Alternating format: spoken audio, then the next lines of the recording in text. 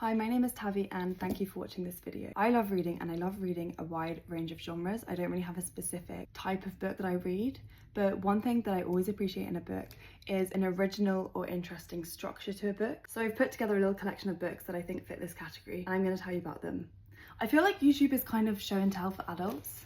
Also, I'm wearing perfume for this, I want you to know that. Okay, so the first book that I wanted to talk about, I don't actually have with me because I lent it to one of my friends, but it is Homegoing by Yaa Gyasi. This book is historical/literary fiction. It was published in 2016, and I think that this has the most intuitive structure of the books I'm going to talk about today because it's a family tree. So at the start, there's an Asante woman named Mame who has two daughters. Every 2 chapters, it goes down a generation. So chapter 1, first daughter, chapter 2, second daughter, chapter 3, first daughter's immediate descendant, and so on. Because it goes through generations so quickly, but you still have that family tie, it allows the book to span a really long period of history while still keeping you connected to the characters in a way that I think would be a lot harder if they weren't relatives. The way that it goes down 2 sisters' descendants also shows kind of 2 parallel lives of these different strands of the family. There's one part of the book which I think really makes clear what Gyasi's reasoning in doing the book in this structure is. One of the characters, Marcus, is at university and he's trying to decide what to do his research paper on. At first he thinks, okay, I want to focus on the convict leasing system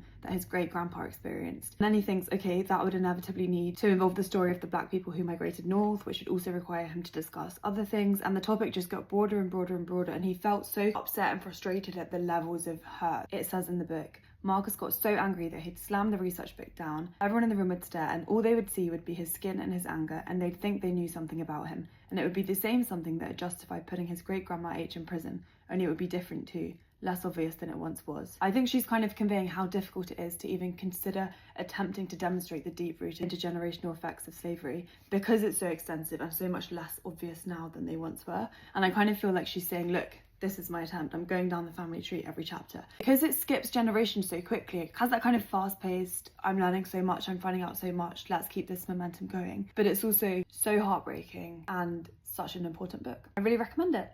It's also Gyasi's debut novel, which I think is crazy impressive. I've read her second book, Transcendent Kingdom, and I like that too, but not quite as much. The second book that I want to talk about is The Correspondent by Virginia Evans, and this was published in 2025. This is literary contemporary fiction. The structure of this book is that it's comprised of letters and emails, which is known as an epistolary novel. The Correspondent is about an old lady named Sybil who loves letter writing, and she writes letters to her family, her friends, her favourite authors, basically anyone. Anyone she can write a letter to, she will. It's definitely her main means of communication and kind of keeping relationships going, which we learn also enables her to keep people at a distance. There's a lot of things going on related to Sybil's family, so the ones that she writes to, the ones that she's lost, and then also there's this big question of where she comes from because she's adopted. It's such a well-crafted book and it explores the intricacies of one person's life and the web of relationships and feelings that come with that. Most of all, it makes you really want to start writing letters, and it makes you really not want the art of letter writing to die because it is obviously dying with modern communication methods. My brother and I have taken that so seriously that we are now each other's pen pals. We write each other letters and we post them, even though we live in the same city. Even though I see my brother all the time and I text him all the time, actually writing letters to each other has meant that we communicate in a very different way. And also to have those tangible archives of our conversations and the extra thought that goes into it in that letter form is just so good. He writes the most hilarious letters. You can see the kind of email letter writing. Partway through the book, Sybil starts receiving very ominous correspondence from an unknown person. To Sybil, they buried him. They waited a long time. I bet you were there. Do you want to know what I did? I drove all the way to the church. It's a big graveyard, but I found him. I spit on the gravestone and I would do the same to yours. I mean, it's quite scary, but it's also very intriguing and it makes you want to read on. Next up is another epistolary novel. This one is a science fiction fantasy novel about Red and Blue, agents on opposite sides of a time war between 2 post-human societies, which are each trying to control and rewrite the multiverse to eradicate each other. And I know that sounds really confusing, and also it is very confusing. It's one of those books that you kind of have to just bear with it and let it wash over you, and then once you kind of lock into what it's doing, you're like, okay, I don't need to understand the intricacies of how all of this is working. I can just enjoy the vibes. I feel like this book is cleverer than I will ever be in a way that made it absolutely delightful to read. Whilst they're traversing space-time to outsmart and one-up each other, they kind of exchange these taunting letters, which kind of develop into this little cosmic flirtation. Chapters alternate between the 2 agents' perspectives. Each chapter begins with the agent finding a letter from the other agent, and then it ends with the letter itself. So this book has 2 authors, Amal El-Mohtar and Max Gladstone. And as well as the actual book having an interesting structure, the way they wrote is very interesting. They each wrote one character, and the fact that it's co-authored makes the switching perspectives perfect, because Red and Blue genuinely have distinct voices and they genuinely are replying to each other. And I read an interview where the authors explained that they wrote it sat in this gazebo with no internet connection, and they basically swapped laptops. So one author wrote the scene where the agent discovers a letter, while the other wrote the letter itself, and then vice versa. And they said that they found the writing process so fun, and they were genuinely like surprised and reacting to what the other one wrote, and you can really feel that when you're reading this. I'll read you a little section so you know the vibe. A glass jar of water boils in an MRI machine. In defiance of proverbs, Blue watches it. When Blue wins, which is always, she moves on to the next thing. She savours her victories in retrospect, between missions, recalls them only while travelling, up thread into the stable past, or down thread into the freeing future, as one recalls beloved lines of poetry. And then here's part of a letter. My most insidious Blue. How does one begin this sort of thing? It's been so long since I started a new conversation. If you're someone who likes understanding exactly what is going on, I don't think this is the book for you, because as I said, you do kind of need to let it wash over you and keep reading. And I've seen negative reviews that say the world building is too difficult to understand, and it's true, but it's so complex and unfathomable that it almost feels like there's no pressure to try and understand. You just kind of go along for the ride. It literally spans infinity and loads of different possible worlds, so I don't know why you would expect that to not be confusing. But if you don't mind not understanding everything and you want something that's original and thought-provoking, then also if you have read it, then please let me know whose perspective you preferred. I love them both, but Blue was my favourite. Next up is Several People Are Typing by Calvin Kalsulke. This is a satire, horror, fiction, sci-fi. It's just pretty unhinged, but I absolutely loved it. It was published in 2021. It's a modern twist on an epistolary novel, but instead of letters, it is Slack messages. Basically, it follows Gerald, who's a mid-level consultant at a New York firm, who somehow finds that his consciousness has been uploaded onto Slack. His colleagues all think that it's an elaborate way to get out of the new working from home policy, but now that Gerald's productivity is through the roof, his bosses are all kind of okay with it. Facing the looming abyss of a disembodied life, Gerald enlists his co-worker Pradeep to help him escape and to find out what happened to his body. But the longer Gerald stays in the void, the more alluring and absurd his reality becomes. This book is so weird and so funny in the best way. And like, the main plot is Gerald has been uploaded onto Slack, which is just unhinged. But then there's also all these other dramas going on in the company that they're working in. And it's just like shining a light on the stupidity of the corporate world in such an entertaining way. The whole book looks like this. Just Slack messages, so you can literally, I read it in one sitting. There's a chat with Gerald and the Slack bot, and this is the first chat in the book. Gerald, help. Slack bot, I can help by answering simple questions about how Slack works. I'm just a bot though. If you need more help, try our help center. Gerald, uninstall. Slack bot, I searched for that on our help center. Perhaps these articles will help. Gerald, uninstall self.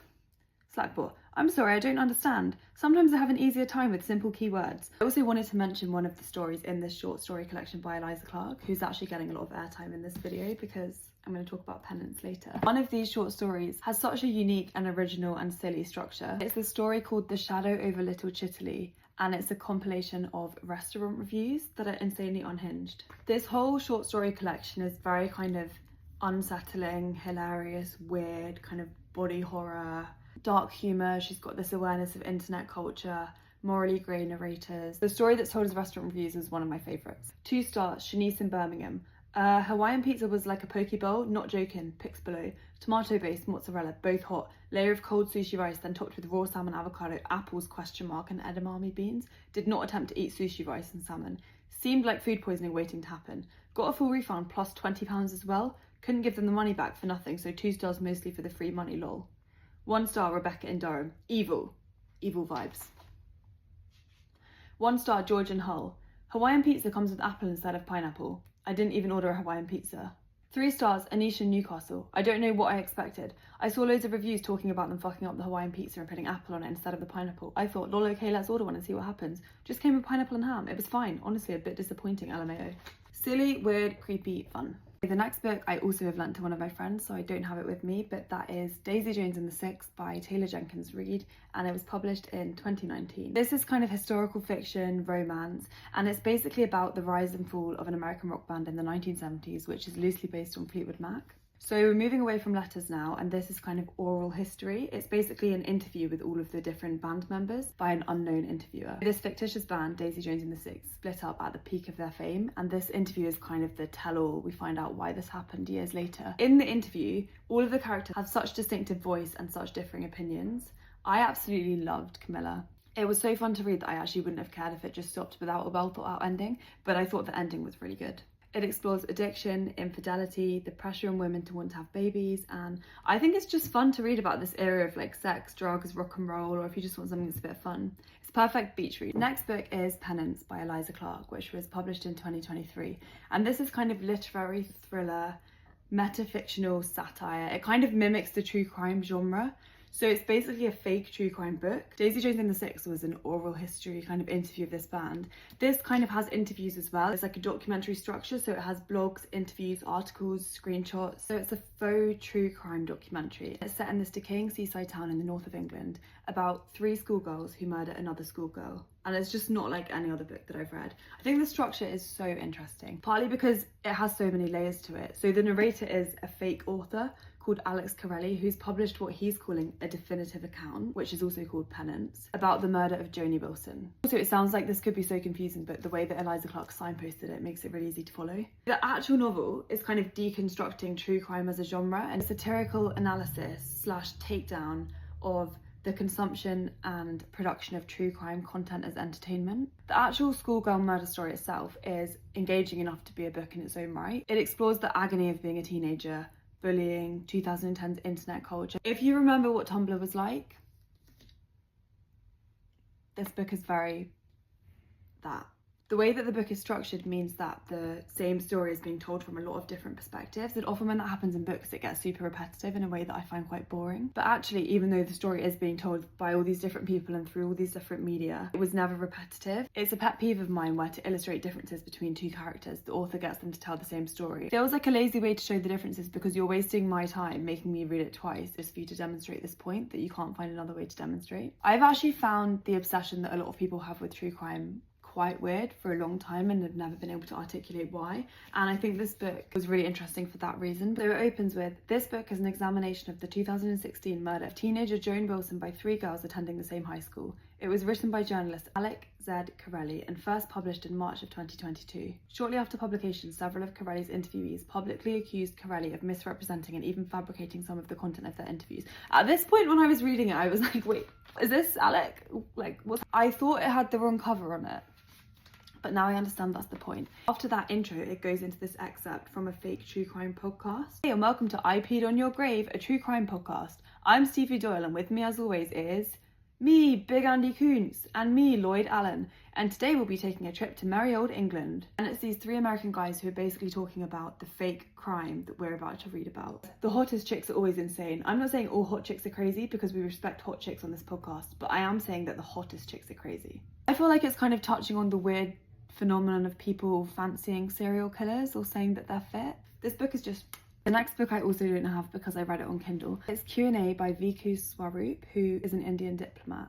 And this book was published in 2005, but you're more likely to have heard of the film based on this book, which is called Slumdog Millionaire. Q&A tells the rag to riches story of Ram Mohammed Thomas, a young waiter who becomes the biggest quiz show winner in history, only to then get accused of cheating and put in prison. The producers and the police are basically trying to get a false confession out of him that he cheated. I read this ages ago, so I don't remember the details. I don't think the game show company actually has the money to pay out, or they just really don't want to. They're basically like, how could this really poor, uneducated guy know all the answers to such a broad range of difficult questions? He must be cheating. We're not going to pay him. So the only way to prove Ram's innocence is Ram sharing the parts of his life for him to know the answers to these questions. Each chapter has the quiz question, and then it has a section of his life. By the time you finish reading that section of his life, you understand how he knew the answer to that question. So it's not a linear structure, it's based on the game show, which I think is such an interesting way to write a book. I haven't actually seen the film though, so I've got no idea if that's any good. Next book is Headshot by Rita Bullwinkel, and this was published in 2024. This book is structured like a boxing tournament. It follows the 8 best teenage girl boxers in the US over the 2-day Daughters of America competition in this kind of dilapidated gym.